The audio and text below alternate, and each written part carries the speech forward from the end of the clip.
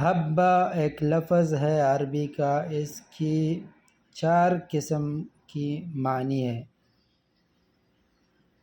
ایک اس کی معنی ہے دانہ، وہ اناج کا دانہ، گندم کا دانہ، جو کا دانہ، ٹھیک ہے، کسی بھی کوئی بھی غلے کا دانہ ہو، ٹھیک ہے، یا تسبیح کے دانے، ٹھیک ہے۔ اور اس کی جمع ہے حبات، حبات، ٹھیک ہے۔ دوسرا قسم حبہ ہے، ہم لوگ کہتے ہیں نا ہمیں ایک دانہ چاہیے، ٹھیک ہے، ایک دانہ صابن چاہیے، اور ایک دانہ شیمپو چاہیے، ٹھیک ہے، ایک دانہ گاڑی کے لیے بھی، گھر کے لیے، کسی بھی چیز کے لیے، مطلب چیز ہو، کوئی بھی چیز ہو، ایک دانہ کرسی چاہیے، ٹھیک ہے، ایک دانہ پین چاہیے، ایک دانہ قلم چاہیے، ایک دانہ کتاب چاہیے، ٹھیک ہے۔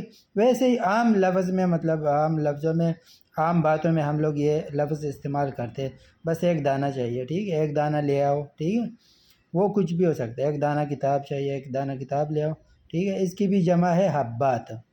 ابھی 2 اور قسم کی ہے۔ ایک حبہ ہے جو جسم پہ دانے ہوتے ہیں، اس کو حبہ کہتے ہیں۔ اس کا جمع جو ہے وہ حبات نہیں، وہ حبوب ہے، حبوب، دانے، ٹھیک ہے۔ جسم پہ، چہرے پہ، ہاتھ پاؤں کی، جسم میں کسی بھی حصے پہ، جسم پر دانے ہو، اس کو حبہ کہتے ہیں، ٹھیک ہے۔ اور اس کی جمع ہے حبات نہیں، حبوب، ٹھیک ہے۔